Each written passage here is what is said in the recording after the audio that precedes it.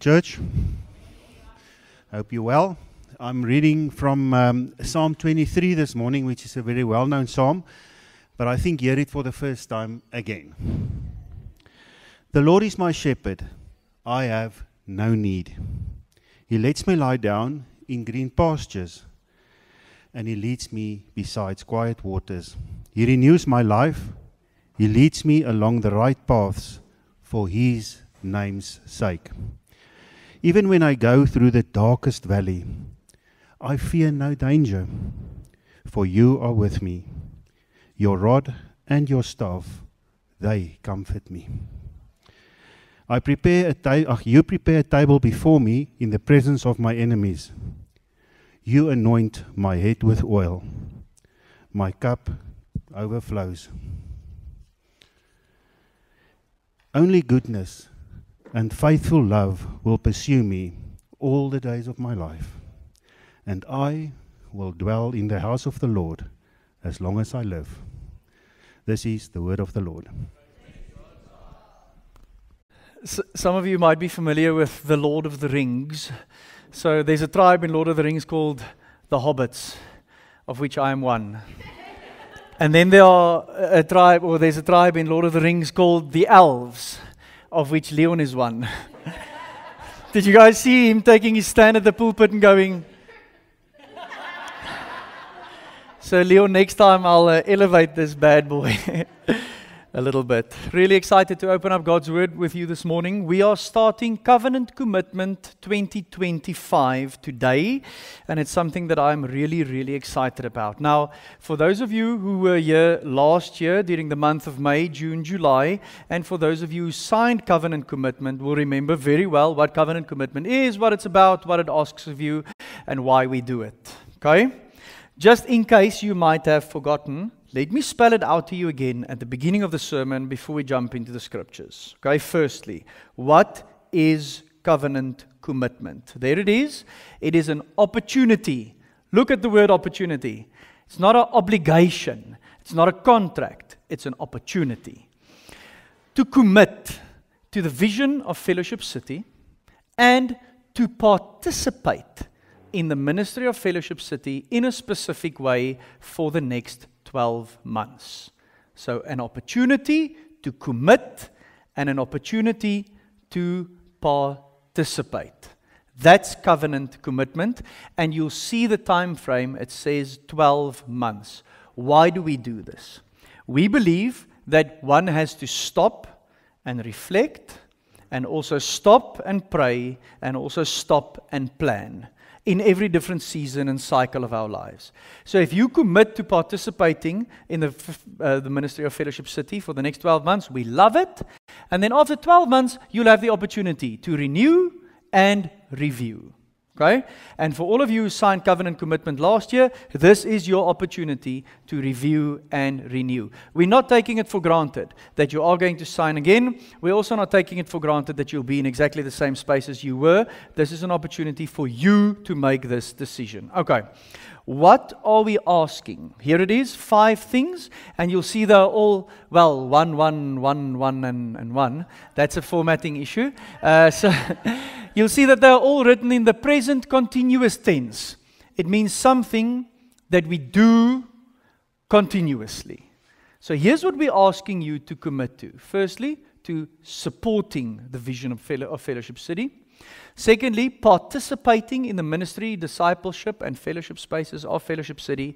Thirdly, serving in the church through your time and talents. Fourthly, giving treasures generously and consistently. And fifth, being accountable to your church family who are on this journey together.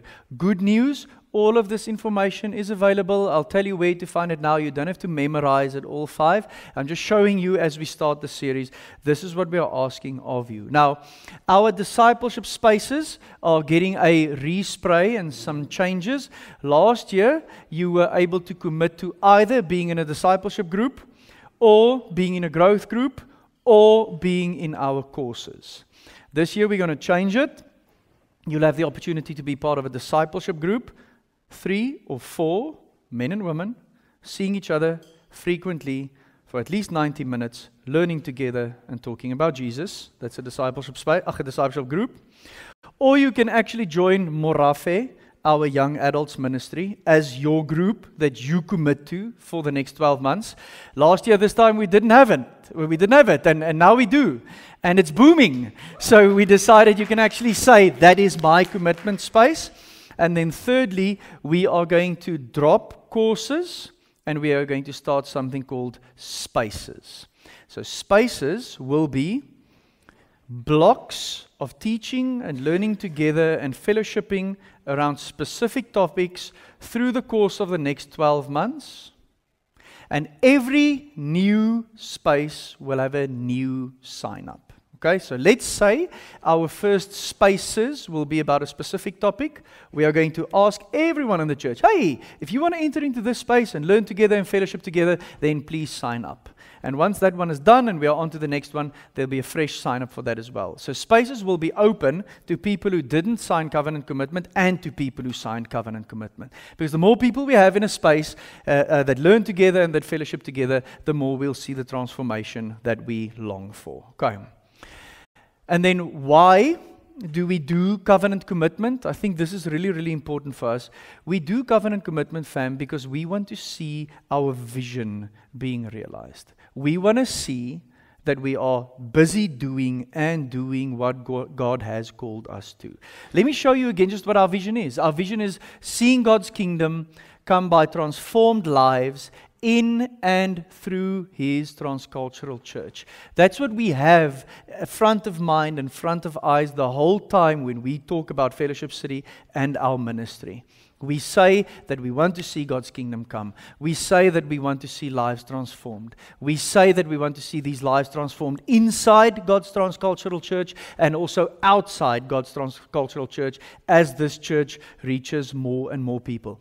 Just so you know, if someone asks me, as the pastor of this church, how's the church? Is the church healthy? Do you know what I answer? I talk about discipleship. I talk about conversions. I talk about baptisms.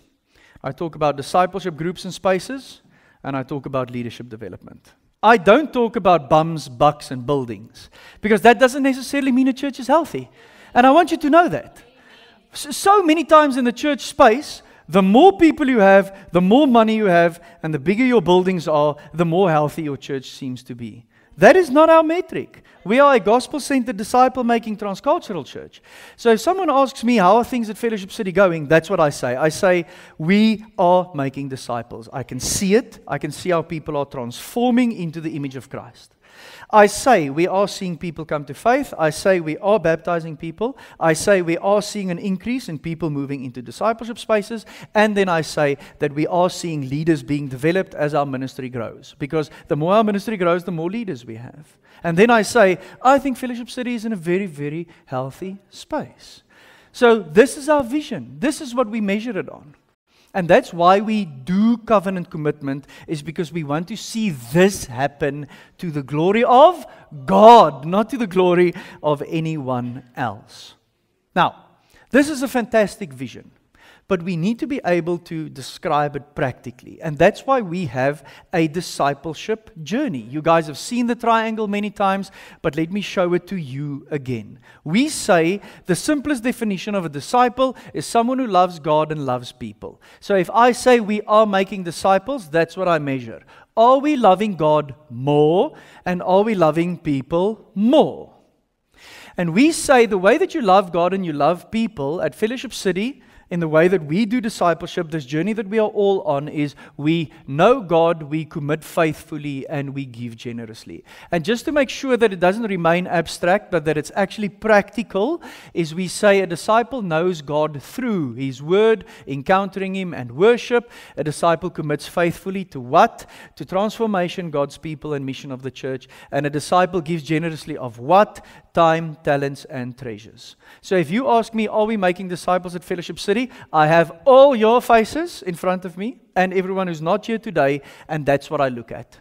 Are our people reading His Word more, encountering Him, and living lives of worship? Are our people changing? Are our people committing to God's people? Are our people doing evangelism, being salt and light, being good news to other people, and furthering the mission of the church? Are our people giving generously of their time, their talents, and their treasures? That's why we do covenant commitment. We need people to be all into this mission, and this is an opportunity for you to say yes. So, if this is the first time you heard all of this, log on to our website, fellowshipcity.co.za. Top right, covenant commitment button, hit it. Everything is on there. If you're old school and you want a PDF, we have one on that same page. So hit the covenant commitment button and say download PDF. If you're so old school that you can't go onto a website and download a PDF, you can send us a mail, community@fellowshipcity.co.za. If you can't do mail, you can do WhatsApp. If you can't do WhatsApp, we can do eyeball to eyeball. Are you guys with me? Okay? So please ask if you need any information. We're only going to do this for 3 weeks. Last year, we did it for 7 weeks, and we realized that it's absolutely impossible for people in this church to commit to a series of 7 weeks. They just don't do it. So this year, it's only going to be 3 weeks. Okay? So today, I'm going to talk about the top of the triangle, a disciple knows God. Next week, I'll be talking about a disciple gives generously, and week 3, Lesego will be talking about a disciple commits faithfully. And then we're done. Then we'll have some information sessions if you want more, and then we'll sign up and we'll do covenant commitment for the next 12 months. You guys with me? Great. Now, what does Psalm 23 have to do with this triangle? Ooh, so much. We're going to get into it now. Let me do a prayer for us before we start. Lord Jesus, you are our shepherd. And we just read what you do for us. And now it's time for us to grapple with what this means for us. I want to pray that we would know you, Lord Jesus, through this scripture and through this sermon here today. And that we would not only know of you. May we encounter you through your word. And may that lead us to a response of worship. I pray that in your name. Amen. Okay, Psalm 23. Leon said it. It's a well-known psalm. Here's a slide with everything I think you need to know about Psalm 23. Firstly, it's a psalm of trust. Just the next slide for us, please, Rudolf. It's a psalm of trust. Okay, so just sit with that word. Trust. How do you feel about the word? What pops up in your head? What pops up in your heart? Is it a shop emoji? Is it a not so shop emoji? Trust. Second thing I want you to know about this psalm is that God's loving care, stop, God's loving care. That'll preach. Do you know God as a loving carer? God's loving care is illustrated in this psalm by 2 images, shepherd and host. So keep that in the back of your head as well. So trust, loving care, shepherd, host. That's what you need to know about this psalm. And then also, I think this is quite cool, the structure of this psalm is chiastic. It means you end with the thing that you start, and the other thing that's in the middle is also in the middle. So it looks like an X. So it starts with a confession and a witness, then it's got a prayer of trust, it's got another prayer of trust, and then it ends with a confession and a witness. It's quite cool. The other reason why I'm showing you this is because I think this makes it really easy to actually memorize the psalm. I really think that scripture memory has gone lost on us, because, we don't even remember what time we have to get up, you know what I mean? You've got a device telling you that, and then you disregard the device because you hit the snooze button. Think about it. But actually, scripture memory is powerful for us. So this will actually help you to memorize the psalm. And then, scripture memorization pro tip. I've said this before, but I'm going to say it again. If you want to memorize scripture, put it in the bathroom. I promise you. Put it above the toilet paper. Print it out and stick it right there. You are going to see it multiple times a day. And if you are someone who has to do all the grooming in the mirror, stick it right there. Put scripture memory where you'll see it. Above the coffee machine in our house. Great place for scripture memory because I go to the coffee machine 4 times a day. Not at least, a total of 4 times a day, okay? Trying to tone it down a bit. Okay, we spoke about shepherd and host. God is frequently represented as the shepherd of his people. Not only in this psalm. Let me give you a whole list of scripture references. Psalm 80, Isaiah 40, 49, 63, Jeremiah 23, Ezekiel 34, Psalm 74 and 79, and Hosea 4, etc. It's a well-known image of God in the way that he relates to his people. I also want you to see in the psalm, we are going to look at some highlights just a little bit later, but I want you to see the word my in this psalm. That's a very, very important thing. I want you to see that the psalmist, David, makes a confession, and then I want you to see how David makes this confession in light of how God is, in light of what God has done, and in light of what David needs. This is a deeply personal psalm.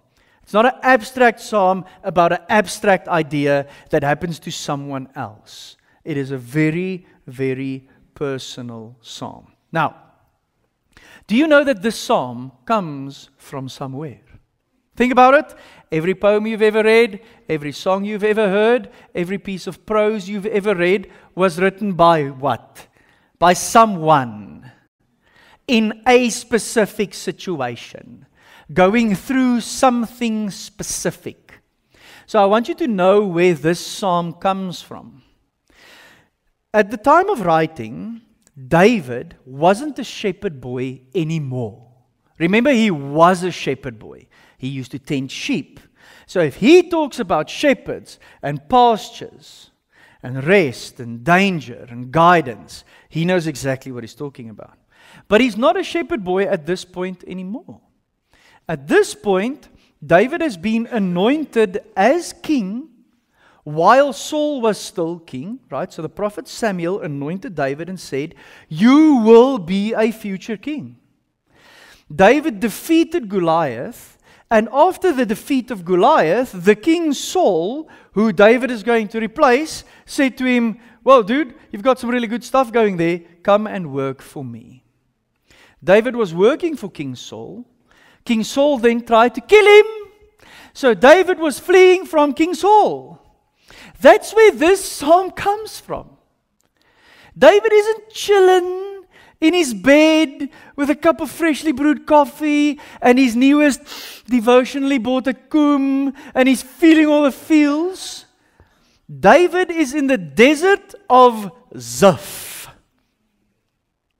The desert, writing this psalm. You can read about it in 1 Samuel, chapter 23, from verses 15 to 19. That's where David is. Running for his life from someone who wants to kill him with the promise that he will become king. How's that for attention? God, I'm pretty sure that you said I'm going to be king. And I'm pretty sure that someone wants to kill me. I am not sure at all what's going on here. That's where this psalm comes from. Do you guys see it? Let me show you some slides. This is the southern part of Israel, Judea. If David talks about green pastures, that's what he's talking about. Now look, I'm not a sheep physically, right? I am metaphorically because I'm one of the followers of Jesus, but this looks like good grazing now, doesn't it? Hungry? Go for gold. That's green pastures for sheep. David lived here. Remember, he's from Bethlehem. So David tended to sheep in this kind of context. David had to take sheep to this kind of space. Green pastures where they can graze. Now, don't be fooled. The whole of the southern part of Israel doesn't look like this. Actually, some parts of the southern part of Israel looks like this. Nice. Would you like a cup of dust to eat? That fam, is arid desert. Dry, dry, dry. So green pastures had to be found. Sheep had to be led to green pastures. Think about it. I'm a sheep, and I pitch here, and I go, and then I just stand there. Because where on earth am I going to find food in this spot? Someone has to take me. Someone has to show me. Someone has to lead me. Let me show you a picture of Bethlehem. This is modern day Bethlehem. Can you see it's hilly? Can you see it's rocky? Can you see it's dry? But it also does have some vegetation. So that's why shepherds had to lead people to the spot where they can actually chow. David is hiding in a cave. Can I show you a picture of the kinds of caves that they hid in? Does that look accessible to you? Does this look easy to get to? Just to make sure that you guys see it, there are some of the caves in which David and his men actually hid. This is way above ground level. We took this picture from a hill already. Can you guys imagine the kind of effort that you had to go through turning in for the night? And then also how isolated you were. Because if Saul caught you there, you're dead. It's not like you've got open plains to run to. This is where they're hiding. Let me show you another picture. In that arid context, you've got some predators roaming around. That's not a statue. That's not Photoshop. That is a 100% real jackal that we saw with our own eyes while taking this very picture. I thought it was awesome. You guys just sit here and go, how cool is that? Like we read in the Bible that wild animals rolled around. Okay. I know it's not Mufasa. But they'll kill your lamb, 100%. And they'll bite your heel. And it might actually be able to kill you. Right? If you've run out of puff and you are dehydrated and you haven't eaten in this desert. So that's what's roaming around there. And then you get places like this. In that very same desert. Isn't it beautiful? What on earth? This place is called En-Gedi. And at the end of 1 Samuel 23, it says, David and his men stayed at En-Gedi. This is En-Gedi. Shade, fam. Palm trees. Cold drinks, burgers, chips, deck chairs, pools, lo-fi beats. I'm joking. Just look at that. In the desert. So if you knew where this was, you would find it. And when you find it, what do you find? Refreshment, shade, sustenance, revitalization, a place where you can come home. So traveling in these kind of circumstances that I just show you the pictures of makes you weary. It made sheep weary too, you know. And that's why the shepherd is sure to lead his sheep to places of renewal. And God led David and his men to this actual place for some time of renewal while running for their lives. It's amazing, isn't it? And I remember as we got to this oasis, I mean, we went desert, jackal, desert. Whoa. Dates hanging on trees. Ooh, can you imagine chowing a raw date from the tree? I'm very hungry, and trigger warning, I am going to show you a picture of food just a little bit later, okay? So bear with me here. There are wrong turns to take in this desert. There are dangerous paths to take in this desert. But David sits down in this desert and he says that the Lord is my shepherd. Remember, Psalm 22, 23, and 24 is actually a collection of 3 psalms. So for all the Bible nerds in the house, if you want to do some good Sunday afternoon reading, read the 3 psalms at once. And you'll see it starts with suffering. And then it's got trust in the middle. And it ends with victory and triumph. Beautiful. Psalm 22 is an extremely hard psalm. And the question after Psalm 22 is, so what do I do now? The answer is Psalm 23. You trust God. And then what will that lead to? to triumph and victory, which is Psalm 24. Let's look at some highlights. I'm just going to run through the psalm quickly. The Lord. Stop. Who are we talking about here?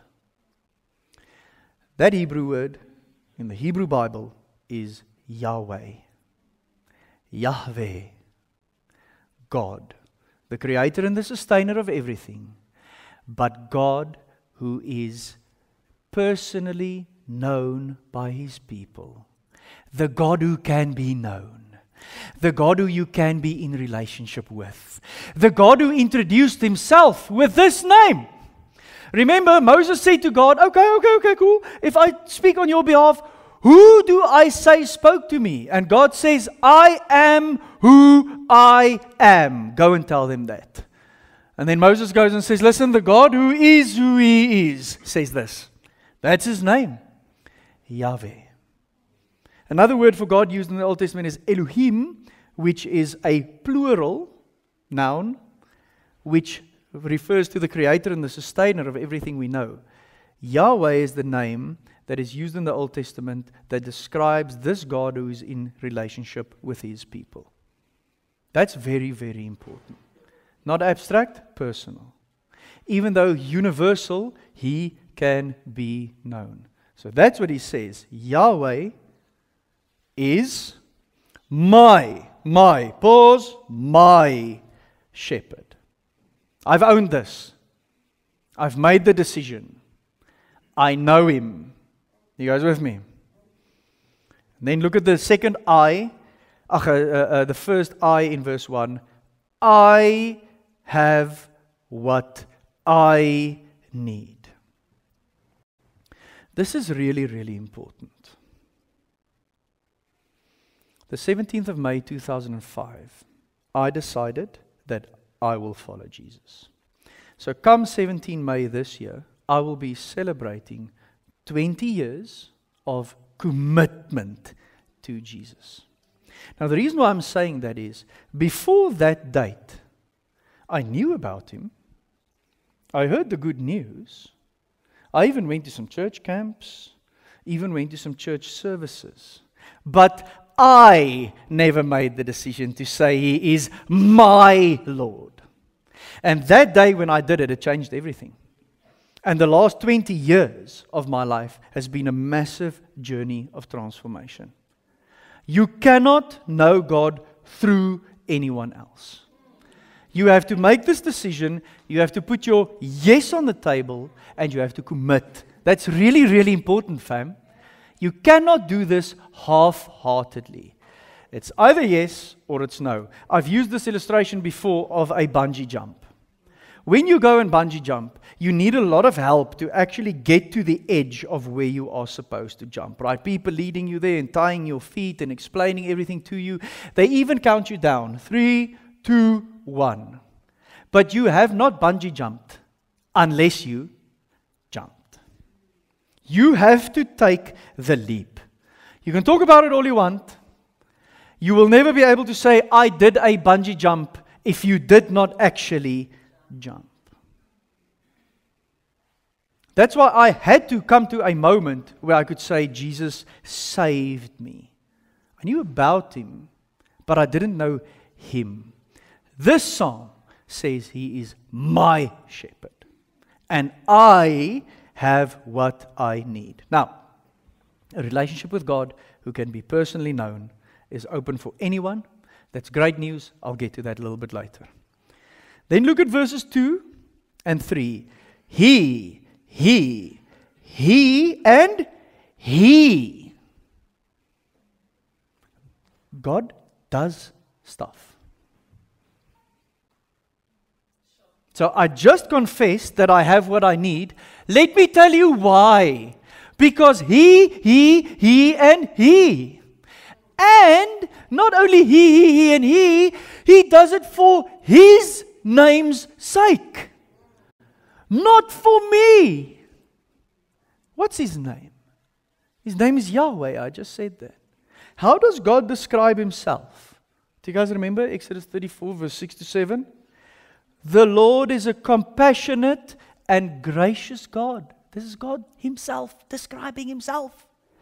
Slow to anger, abounding in faithful love and truth, maintaining faithful love to 1,000 generations, forgiving iniquity, rebellion, and sin.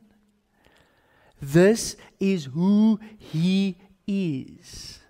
And He makes good on His promises. He does the 4 He's because that is who He is. Do you guys see it? Because how on earth would you have a compassionate, gracious God, slow to anger, abounding in faithful love, etc., that does not lead you to a place where you have what you need? That's why He does it. That's why He leads you beside quiet waters. That's why He gives renewal. That's why He leads you along the right paths. Because it is for His name's sake. So according to the psalmist, David, this is who God is.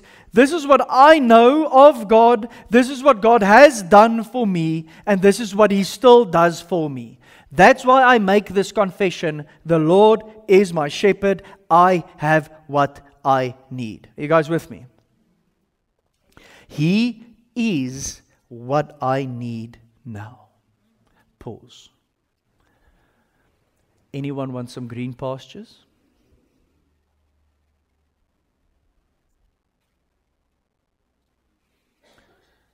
Anyone need some quiet waters in the house?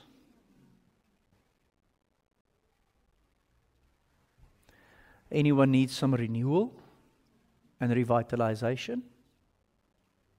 Does anyone need some guidance or the leading of God's Spirit? Of course we do. And He does it, not we. Do you guys see it? Have you ever seen sheep in green pastures? Oh, it is marvelous. It's unbelievable. I love a road trip. I love hitting the road, having Marie 30 centimeters from me, and we can just chat and talk. And we have a running joke in the car. It goes a little something like this. Now that's free range. Ooh, now that's free range. We always make a joke about it's not what's kraalvoeding? Oh my word. If it's not free range, what is it? No, not grain fed.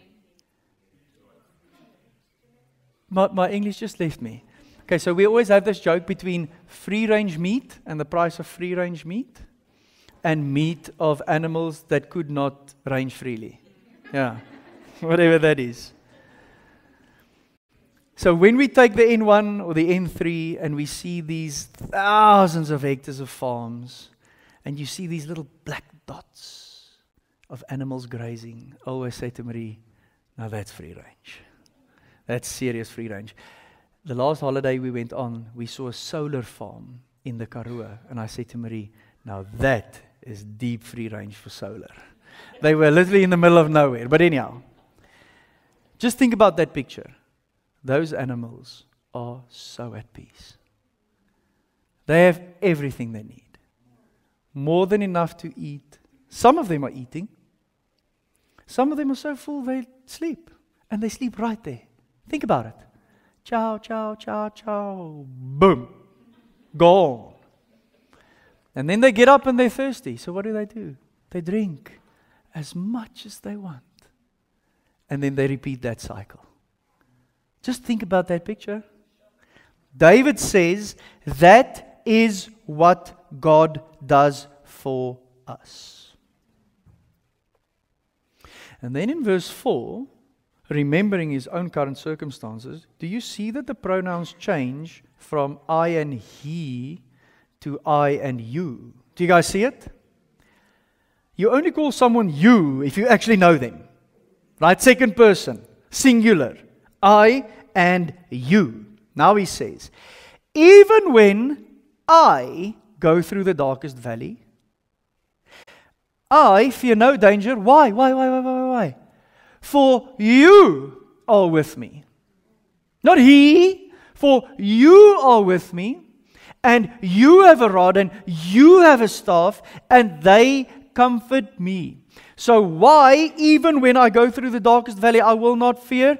Because He is there with me, and He has a weapon, and He has the thing that He needs to lead me with. So the rod is the weapon, and the staff is the thing that a shepherd would use to bring his sheep back into the right direction. A shepherd is both strict and tender. A shepherd is active among his sheep. There's continuous engagement with the shepherd and his sheep. He's continuously counting his sheep. He's continuously guiding his sheep. The reason why I say this is because I think we might have a different picture of the shepherd because of all the artwork and all the paintings and all the historical ideas we have of this. A shepherd isn't someone who chills and scrolls Instagram. A shepherd is someone among the sheep, always busy with them. So even when I might be in the spot that I am at, I mean, we spoke about darkest valleys. Do you guys remember the pictures? Do you know how many dark valleys David had to go through? He was in real danger. He says, I will not fear. Fam, fear drives us away from God. Fear is one of the most powerful weapons of the enemy. Fear is probably the emotion or feeling we have in this world currently, globally, that is driving us to the most seriously ill health we've ever faced. And that's the epidemic of anxiety. Why are you anxious? You are anxious because you're afraid. That's it. And you're afraid of something that might happen. And then that becomes your reality. So because of the fact that I'm afraid, this thing that might happen becomes my whole reality, and then I become anxious. I'm telling you now, we have a lot of stuff going on this globe. I think anxiety at the moment is one of the biggest strongholds the enemy has. Makes you anxious, and he's got you paralyzed right there. Because it completely consumes you. Fear has an opposite. And that opposite is faith. Or let me say the other way around. The opposite of faith is not believing. The opposite of faith is fear. This song is of someone who has faith. Let me read it to us again. Just the first 4 verses. I'm going to read it slowly, just so that we can hear it again. The Lord is my shepherd. I have what I need. He lets me lie down in green pastures. He leads me beside quiet waters. He renews my life. He leads me along the right paths for His name's sake. Even when I go through the darkest valley, I fear no danger, for You are with me. Your rod and Your staff, they comfort me. Beautiful, isn't it? Let's look at verses 5 to 6. Some highlights for you there. You prepare and You anoint, and therefore only goodness and faithful love will pursue me. And I will dwell in the house of who? The Lord. Yahweh, the one who can be known and the one who wants to know me, the one that is intimately involved in my life, not only by being my shepherd, but the one who also prepares a table for me and the one who anoints my head with oil. Verses 5 to 6, the subject, the one that does is who? It's Yahweh Himself. And what David is telling us is this is how He rolls and this is what He does, and He gives abundance. He gives joy. He gives more than enough. Do you guys see the line? My cup overflows. It's a metaphor for what? For more than I can handle. Abundance. When He sits you down at the table, when He prepares it for you, when He anoints your head and He makes you feel welcome, you will have more than enough. Do you know what more than enough looks like? This is what more than enough looks like. Like this. Oh, I didn't give the trigger warning. Sorry, now you're all hungry. That, fam, is a lot of food. I myself can eat, but I won't be able to eat all of that. Well, no, I'm joking.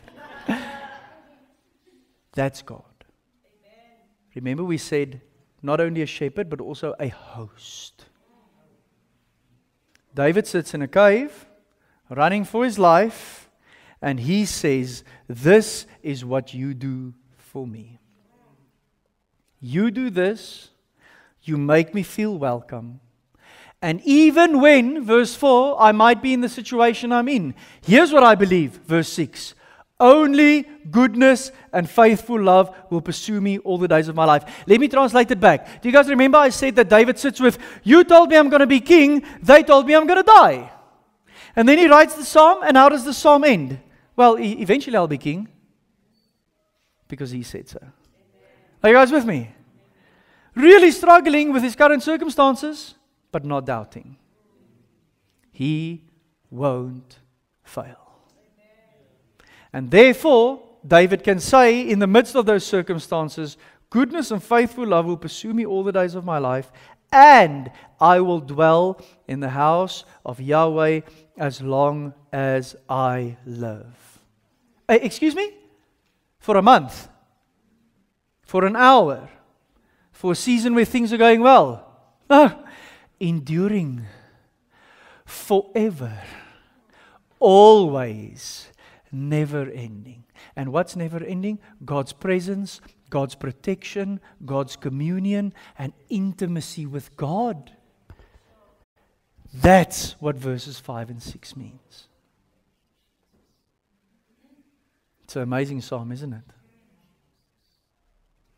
Okay, let's take it one step further. Jesus calls himself the Good Shepherd. So we say a disciple knows God through his word. So you could read Psalm 23 and go, hey, I know more about God, and now I want to know God in this way. And we say a disciple knows God through encountering him. So how do we encounter God? Through his risen son, Jesus. So Jesus picks up this link in John chapter 10. So just a quick side note, all the Gospels pick up this motif of God being a shepherd. Think about it. The evangelists, Matthew, Mark, Luke, and John, knew the Old Testament. They knew that God was often referred to as a shepherd of his people. So we see stuff like the feeding of the 5,000. We see that in all four Gospels, Mark 6, Matthew 14, Luke 9, and John 6. We see Jesus inviting people to him, Matthew 11, verses 28 to 30, saying, come to me, all of you who are weary and heavy laden, and I will give you rest, green pastures, renewal, quiet waters. We see in Luke 15 that there's a parable of the lost sheep. And what does the shepherd do? Leaves the 99 and gets the one. A strict and tender shepherd. Jesus knows all of this, and he just gets on it in John chapter 10. We're going to read verses 1 to 18. I'm not going to stop at any of the words. I just want to see you. I just want you to see how Jesus uses this metaphor. Okay, so let's read. So John chapter 10, verses 1 to 18.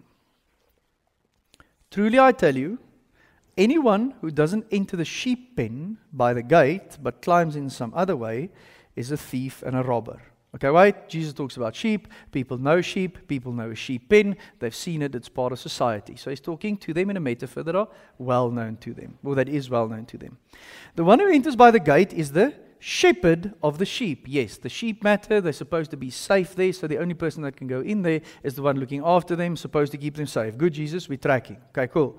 The gatekeeper opens it for him, and the sheep hear his voice. He calls his own sheep by name and leads them out. Oh yeah, we remember now. A shepherd has an intimate, close, personal relationship with his sheep. When he walks in and he goes, good morning, fam, they know exactly who's talking. Okay, Jesus, keep going. When he has brought all his own outside, he goes ahead of them. The sheep follow him because they know his voice.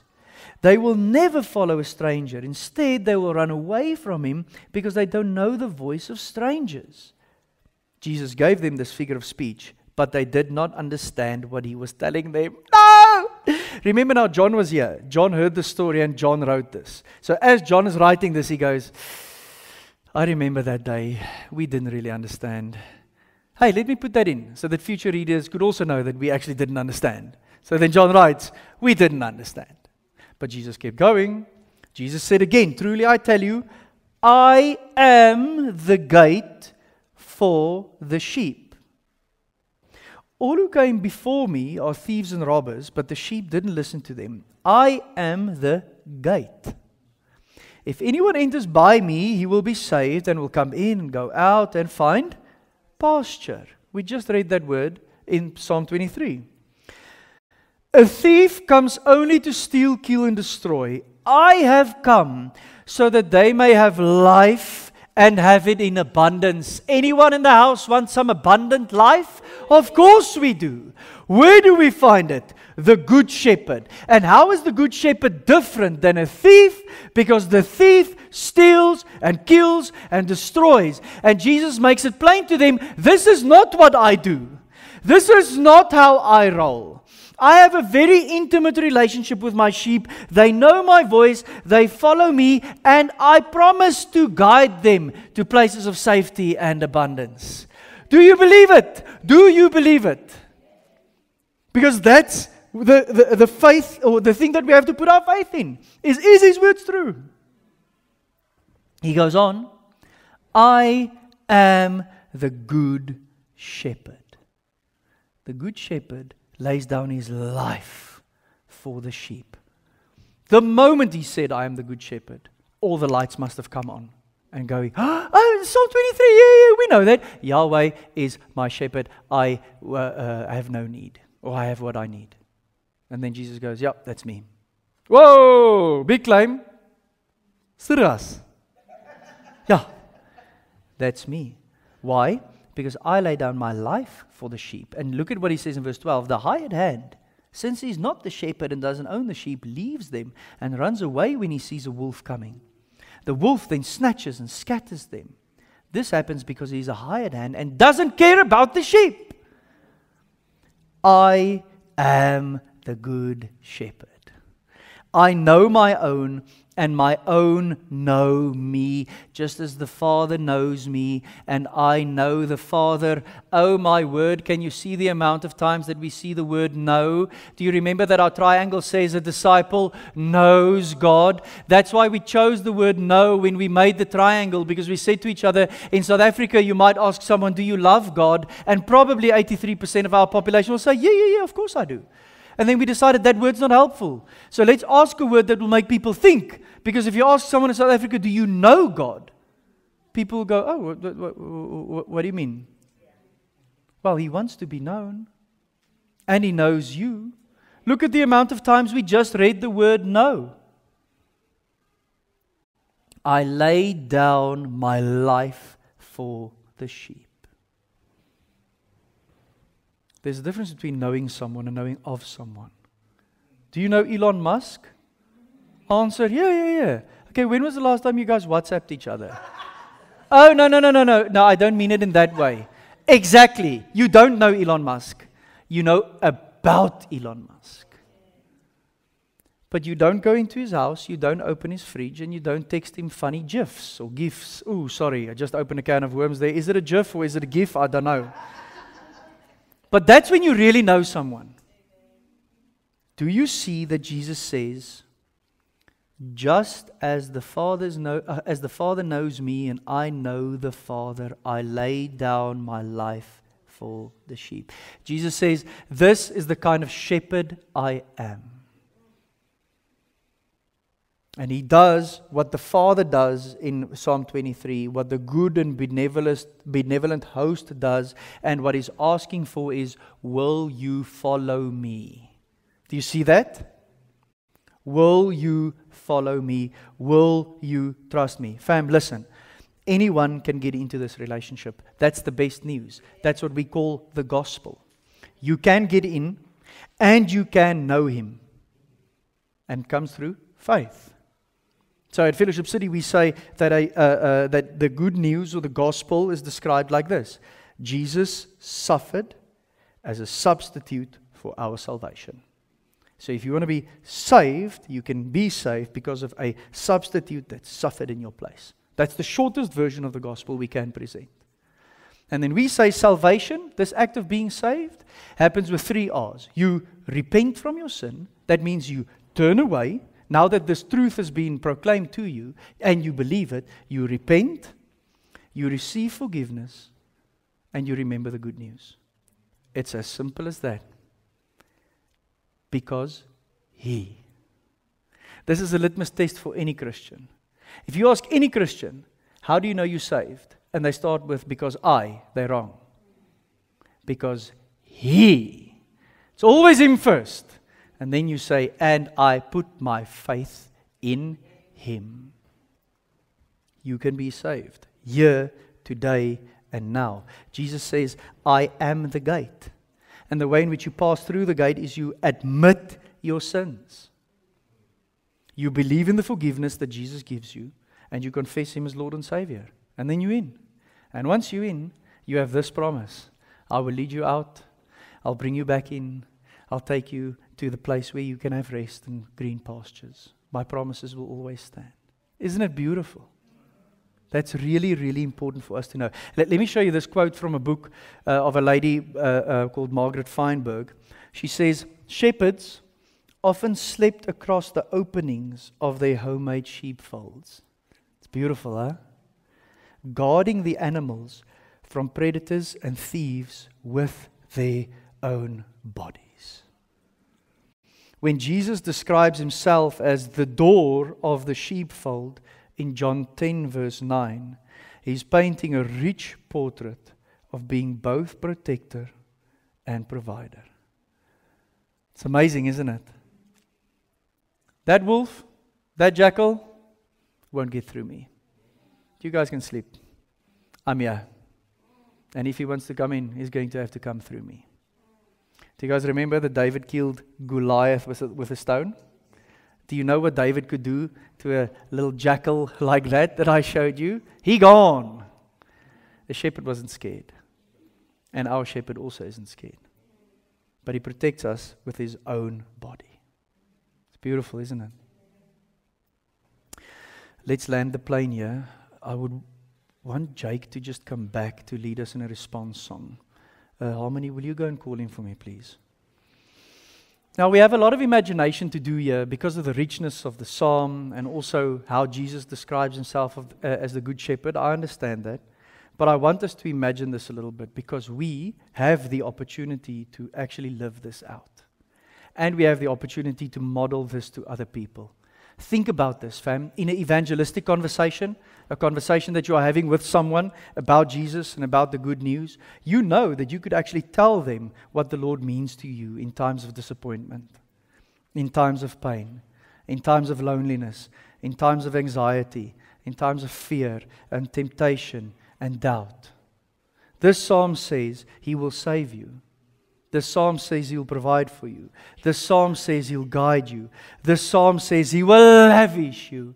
This psalm says that He will be with you. This psalm says that you or us or we, His children, will be in His house forever. So when you talk to someone and they go through times of disappointment, pain, loneliness, illness, anxiety, and fear, just tell them about the Good Shepherd. Tell them about the truth of the way in which the shepherd guides you and provides for you and protects you and hosts you and lavishes you. That will preach. I said this last week as well. Evangelism pro tip. Don't argue with people about how many days Noah was in the ark and try to get them to Jesus. Tell them that when you are anxious, that anxiety subsides. And it gets replaced with a peace. Because you have what you need. Because you have a shepherd who's a good shepherd. That'll preach.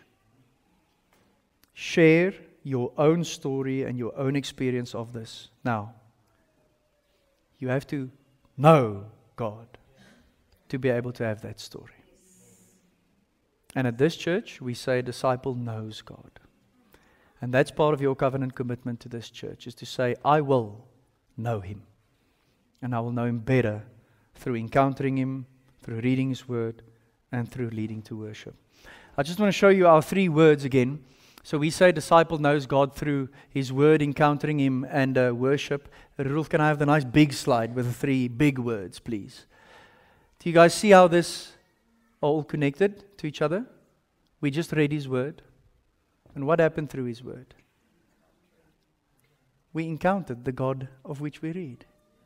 And I don't know about you, but now I'm here. The only thing that I want to do now is worship Him, because I've encountered Him through His Word. Isn't it beautiful how we grow in the knowledge of God? Part of covenant commitment to this church is saying, I'm keen for this. I'm in. Let's know God more. Amen. I want to ask you to close your eyes. We're going to respond with a song in a song of worship now. Just before we do that, just take a moment. Don't check out now. Don't launch your phone. Don't check notifications. Just sit and ponder the following 3 responses. First one, I want to know God. That's a really good response. And it might also be possible that today you are going to say that for the very first time. To say, I want to know God. I know about Him, but I do not know Him, and I want to. And I want to be in. And therefore I admit my sins, I believe in His forgiveness, and I confess Him as Lord and Savior. And for those of you who are not doing that for the first time, maybe today the word know is just the buzzword for you. Realizing that there's infinitely more to know about God. And that He wants to know you, and that He wants you to know Him. I think a second response is fear and faith. Maybe you are afraid. And maybe your fear is stirring up anxiety. Take the leap. Jump. Faith. Maybe today that's your response. Lord Jesus, I will not be afraid. Even when, because you are with me. A possible third response, I think, is I've just completely missed how beautiful it is to know God intimately and to have Him know me intimately. And I want to experience Him as a shepherd. I want to experience Him as a host. I want to experience His lavish love. And therefore I will worship Him. If any one of those 3 responses is your response today, I would like to pray for you. Let's pray. Lord Jesus, thank you that we can be saved. Thank you that there's a gate. Thank you that that gate is you. And thank you that you are our shepherd. And that we can live in light of the beautiful promises you made. And that is that you will give us life and life in abundance. Even when you are exactly what we need. Lord Jesus, we want to know you intimately, more and more, progressively. We want to experience and encounter this lavish love you have for us. And we realize, Lord Jesus, and we confess that fear keeps us away from you. We turn our eyes from you, and we turn our eyes to either ourselves or whatever we think could save us. And I just want to proclaim in your name, Lord Jesus, this morning, fear, be gone. We choose faith. You have never failed us, and you won't, ever, in every season. Make us people of faith, Lord Jesus. Faith in the things unseen, but faith in the things that are enduring, that are never ending, that are always, and that is that we will dwell in your house forever. Lord Jesus, enthrall our minds with you, enthrall our hearts with you, stir up worship and affection for you. We pray that in your name. Amen.